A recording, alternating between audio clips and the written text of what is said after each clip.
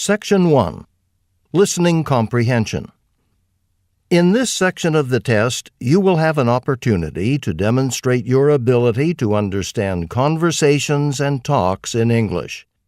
There are 3 parts to this section, with special directions for each part.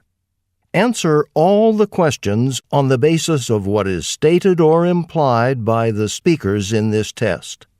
Do not take notes or write in your test book at any time. Do not turn the pages until you are told to do so.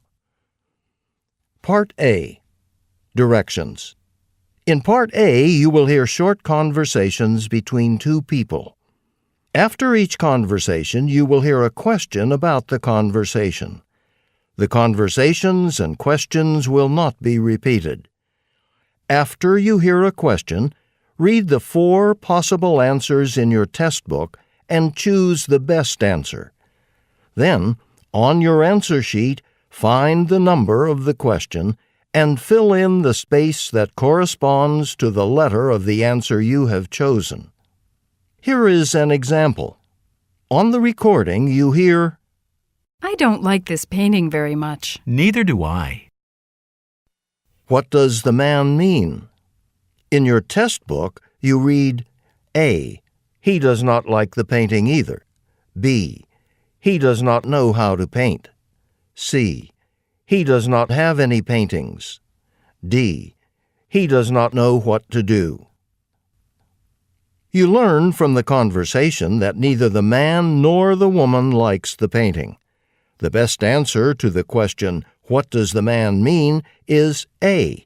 He does not like the painting either. Therefore, the correct choice is A. Go on to the next page.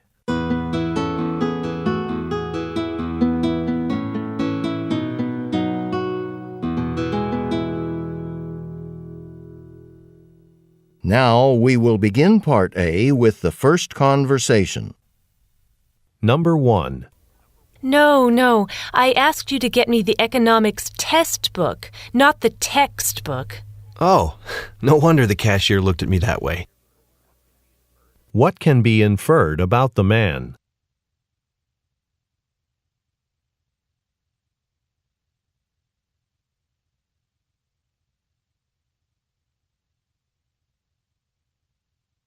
Number 2. You did an excellent job on that presentation. Thanks. I put a lot of time into it. What does the woman mean?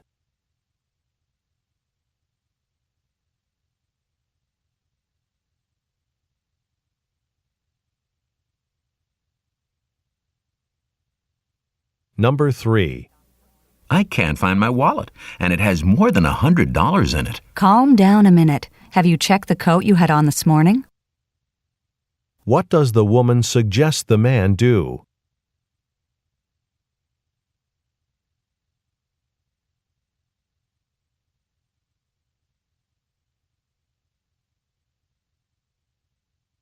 Number 4. I waited for you at the library for more than 30 minutes yesterday. Weren't we supposed to meet at noon? Oh, that's right. I'm sorry. I've been so wrapped up in my science project, it just slipped my mind. What does the man mean?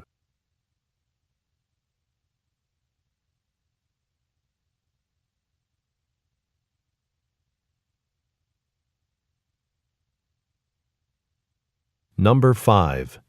This is the most boring dormitory party I've ever been to. It certainly could use some livening up.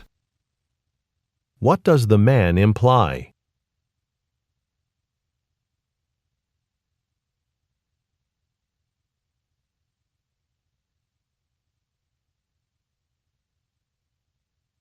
Number 6. I've got 3 exams tomorrow. I can't possibly study for all of them. I'm just glad I'm not in your shoes. What does the woman mean?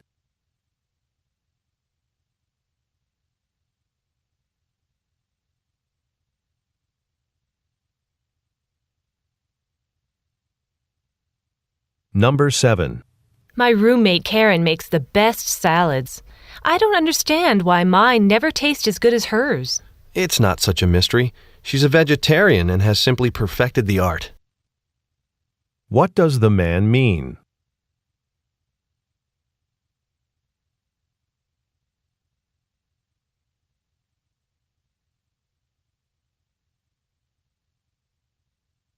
Number 8.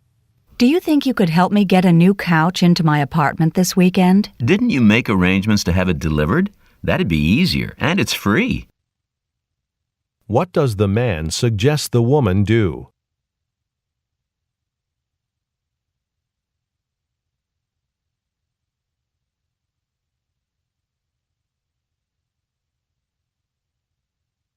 Number 9. The opening of the new photo exhibit was great. I thought you said you were coming too, to meet the artist. Oh, no. That was last weekend? What can be inferred about the man?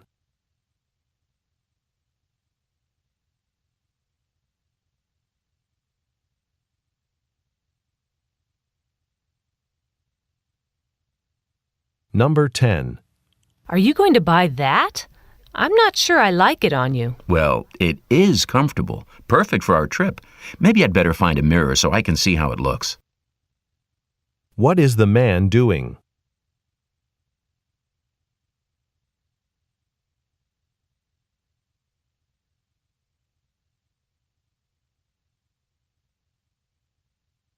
Number 11.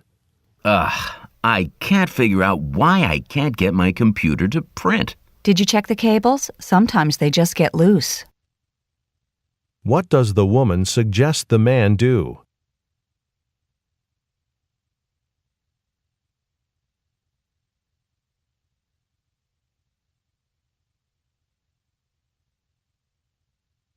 Number 12. I'm going out to the golf course this afternoon. Would you like to come along? I could use a few pointers on my game. I'd be glad to, but I'm not sure what I could show you. What does the man mean?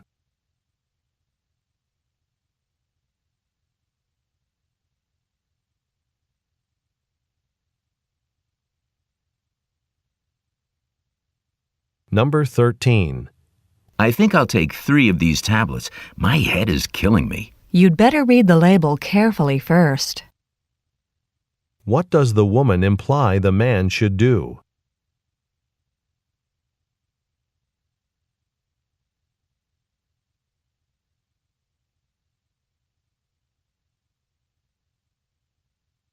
Number 14. I thought you weren't planning to come home for supper. Oh, but I was.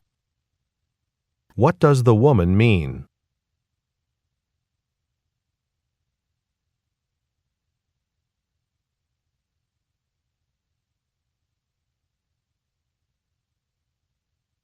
Number 15. I'm really looking forward to taking up piano this semester. I hope you do better than I did when I took lessons. I just don't have an ear for music. What does the woman mean?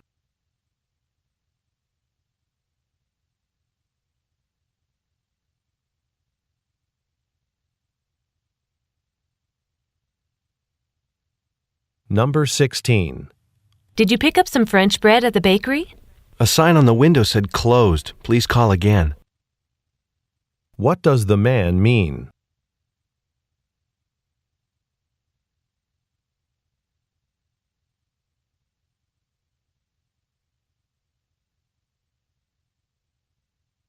Number 17. I'm nervous about the job interview I have this afternoon. Relax. Just let them know about your background. It's perfect for the job. What does the woman suggest the man do?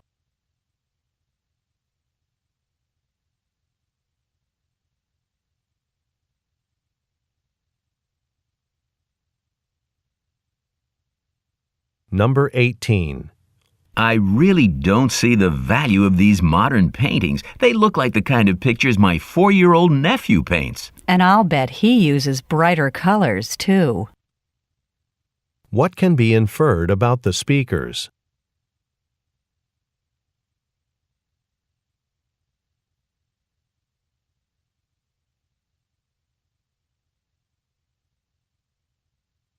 Number 19. Are you flying or taking the train home for the summer? Neither.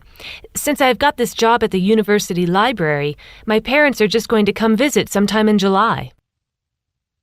What does the woman mean?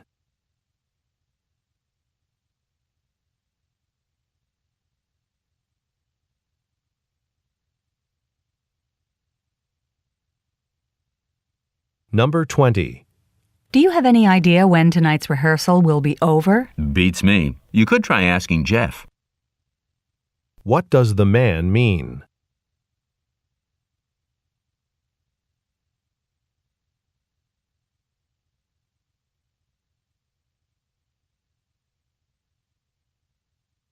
Go on to the next page.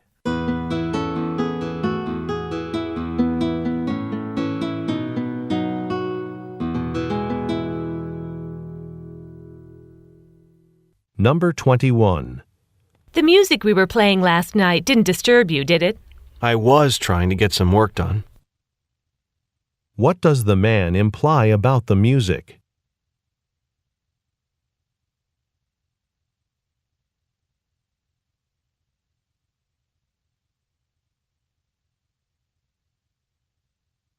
Number 22. The election's tomorrow. Do you want to help me put up some more campaign posters? I don't see why we should bother. The people who are going to vote have already made up their minds. What does the man imply?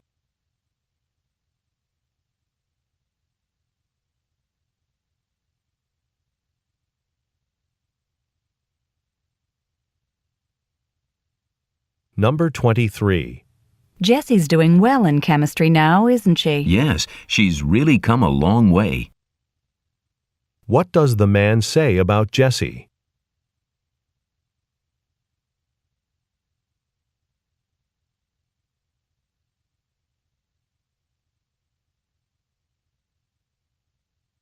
Number 24. I give up. I'll never learn how to ski as well as you. Don't be discouraged. Remember, I practically grew up on skis. What does the woman imply?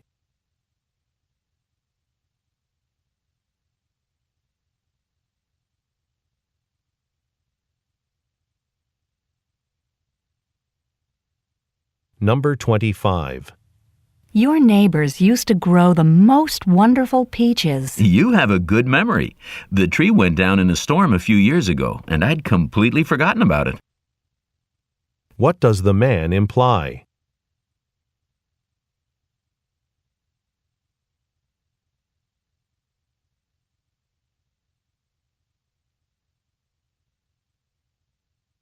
Number 26. Jack's plan to move across the country and start his own business is really brave, but I hope he knows what he's doing. Oh, I know. I can't help but wonder how he's ever going to manage it. What does the man mean?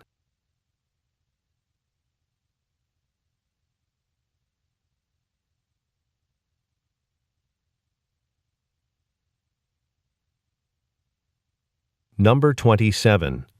I hear that Professor Jones is going to be on the news tonight. Could I come over and watch it? Well, a bunch of us from class are going to go over to Dave's to watch it. Want to join us? What will the speakers probably do this evening?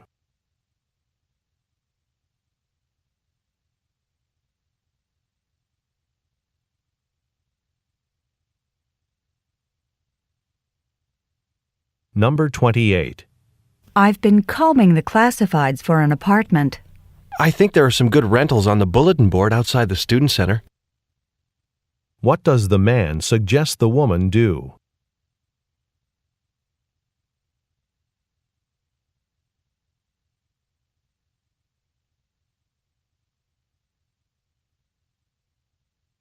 Number 29. Look at it pour. So much for our tennis game. Yeah, and since it's supposed to keep up all night, we ought to forget about tomorrow's lunch game, too. What does the man imply?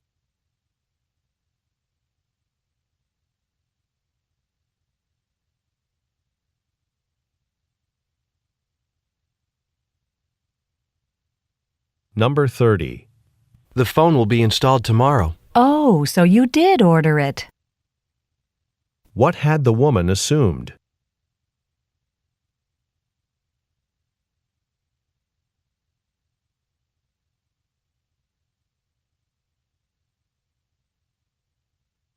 This is the end of Part A. Go on to the next page.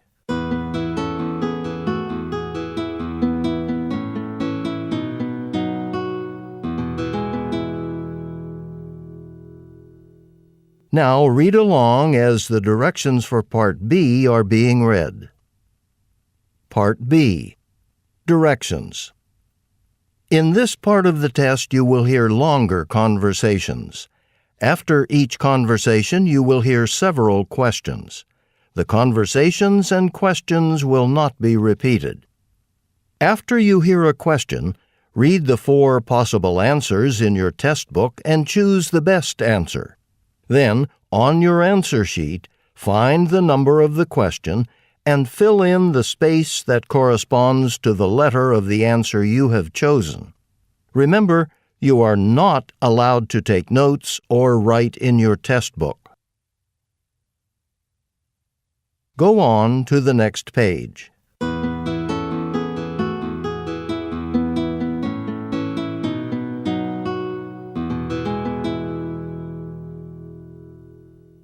Now we will begin Part B with the first conversation. Questions 31 through 34. Listen to part of an interview between a student newspaper reporter and a professor. Professor Smith, let me make sure my information is accurate.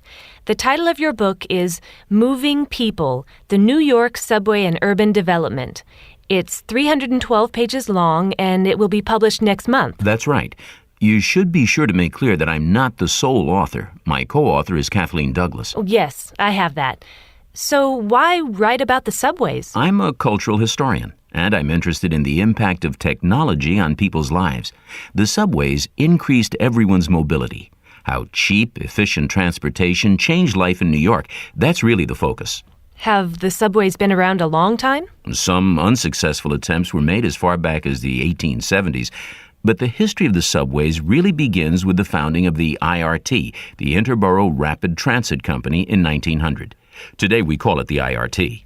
So the IRT built the first subway in 1900? They started work in 1900, but it took 4 years to dig the tunnel and lay the track for the first line. And it was a success? Oh, yes. People knew it would transform their lives. 100,000 rode the train the first day. I've got some great pictures of that day. Are they in the book? Yes, those and quite a few others. Actually, Kathleen collected the photographs. I was going over this set when you arrived. Number 31. What is the main topic of the interview?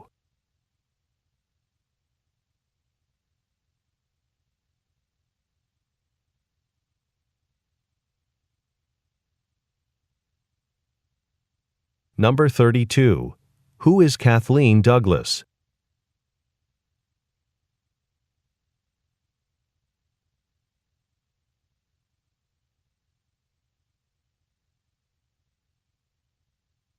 Number 33. What aspect of the New York subway especially interests the professor?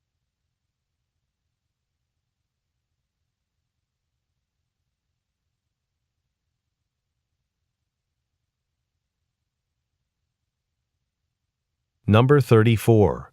What will the professor probably do next?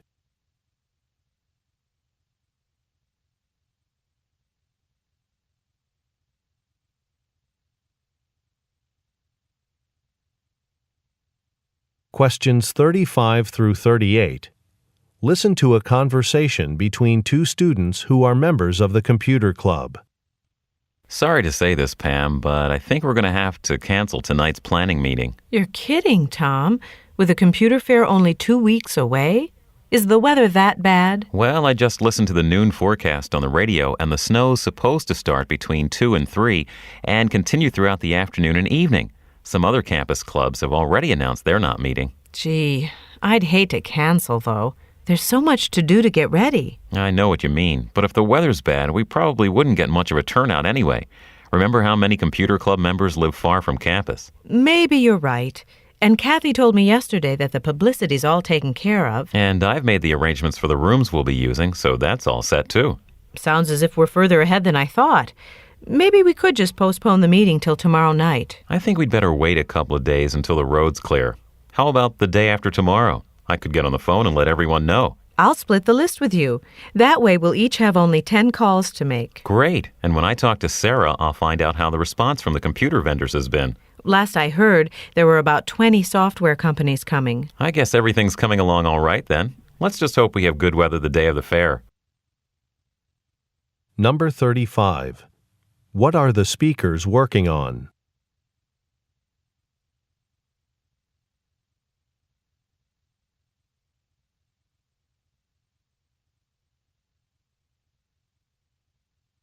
Number 36. Why do the speakers decide to cancel the meeting?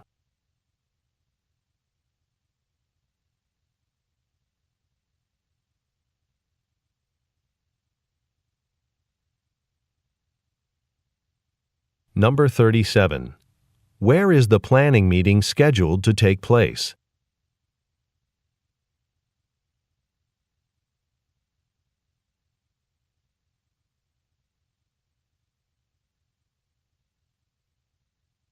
Number 38. How are the speakers going to let club members know about the change in plans?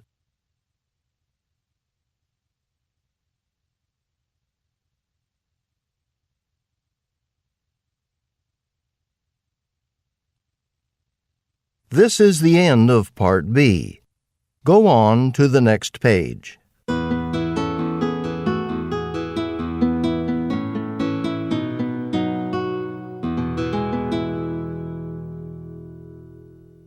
Now read along as the directions for Part C are being read. Part C. Directions. In this part of the test you will hear several short talks. After each talk you will hear some questions. The talks and the questions will not be repeated. After you hear a question, read the 4 possible answers in your test book and choose the best answer. Then, on your answer sheet, find the number of the question and fill in the space that corresponds to the letter of the answer you have chosen. Here is an example. On the recording, you hear, "Listen to an instructor talk to his class about a television program." I'd like to tell you about an interesting TV program that'll be shown this coming Thursday. It'll be on from 9 to 10 p.m. on Channel 4. It's part of a series called Mysteries of Human Biology. The subject of the program is the human brain, how it functions and how it can malfunction. Topics that will be covered are dreams, memory, and depression. These topics are illustrated with outstanding computer animation that makes the explanations easy to follow. Make an effort to see this show. Since we've been studying the nervous system in class, I know you'll find it very helpful. Now, listen to a sample question. What is the main purpose of the program? In your test book, you read, A. To demonstrate the latest use of computer graphics. B. To discuss the possibility of an economic depression. C. To explain the workings of the brain. D. To dramatize a famous mystery story. The best answer to the question, "What is the main purpose of the program?" is C. To explain the workings of the brain. Therefore, the correct choice is C. Now listen to another sample question. Why does the speaker recommend watching the program? In your test book, you read, A. It is required of all science majors. B. It will never be shown again. C. It can help viewers improve their memory skills. D. It will help with coursework. The best answer to the question, "Why does the speaker recommend watching the program?" is D. It will help with coursework. Therefore, the correct choice is D. Remember, you are not allowed to take notes or write in your test book. Go on to the next page.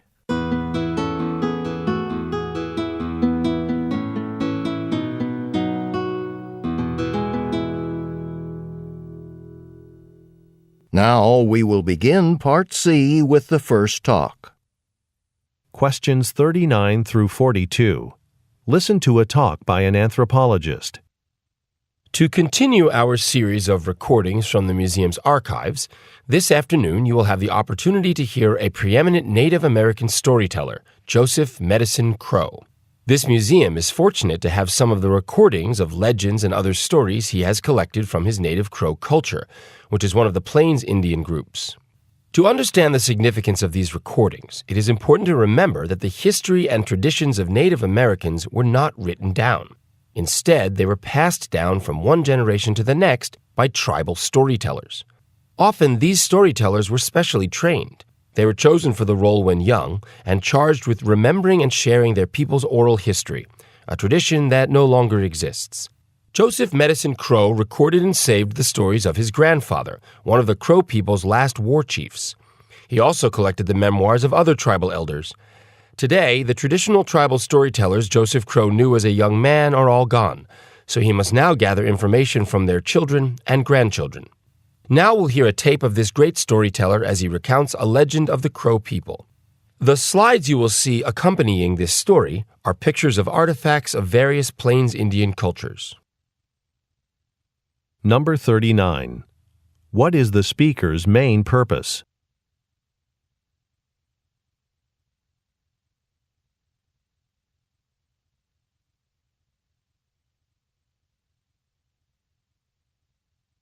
Number 40. Why were storytellers important to Plains Indian cultures?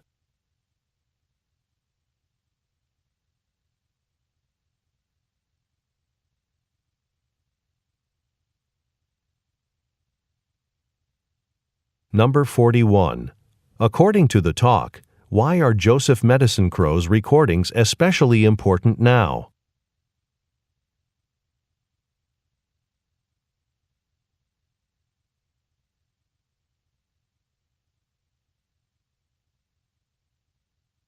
Number 42. Why does Joseph Medicine Crow collect material from storytellers' children?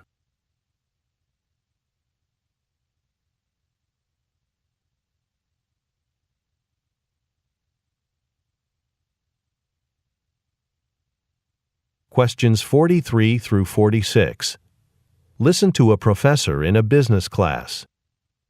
I hope you've all finished reading the assigned chapter on insurance, so that you're prepared for our discussion today. But before we start, I'd like to mention a few things your text doesn't go into. It's interesting to note that insurance has existed in some form for a very long time. The earliest insurance policies were what were called bottomry contracts. They provided shipping protection for merchants as far back as 3000 BCE. In general, the contracts were often no more than verbal agreements.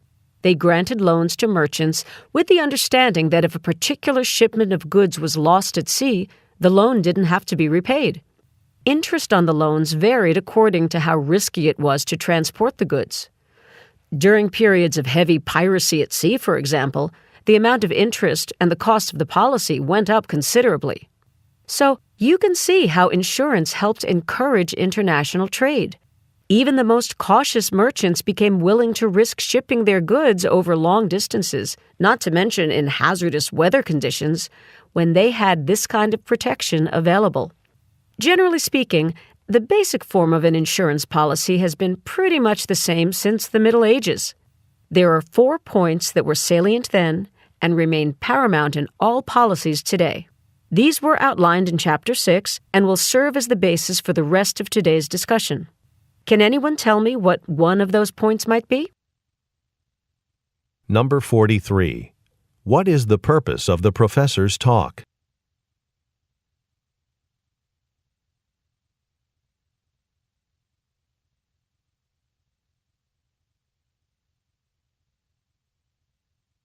Number 44. Who were the first insurance contracts designed to protect?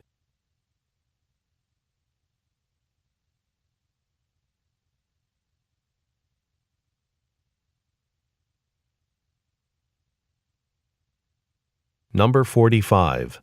What does the professor say determined the cost of early insurance policies?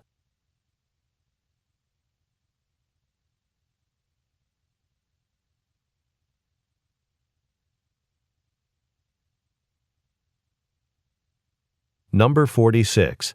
What does the professor say about current insurance policies?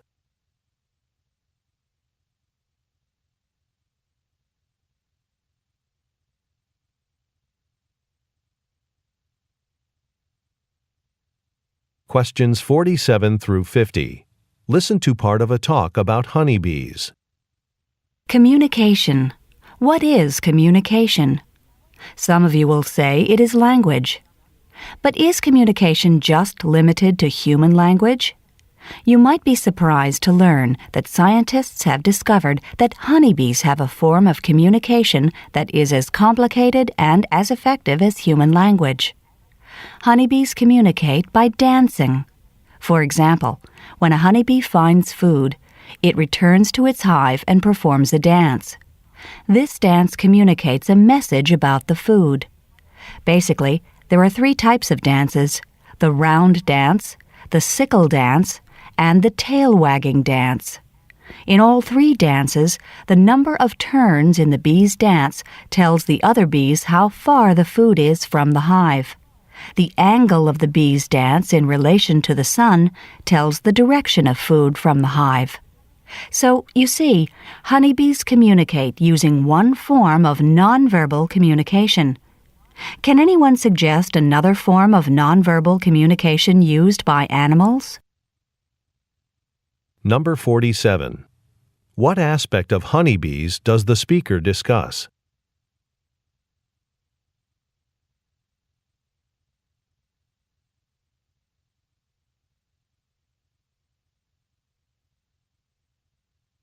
Number 48. According to the speaker, what does the honeybee communicate through its dances?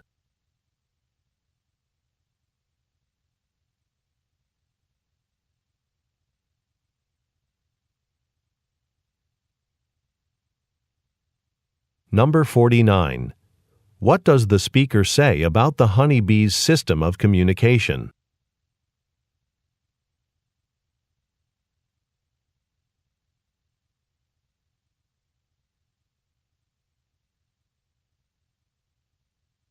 Number 50. What does the speaker ask the listeners to do at the end of the talk?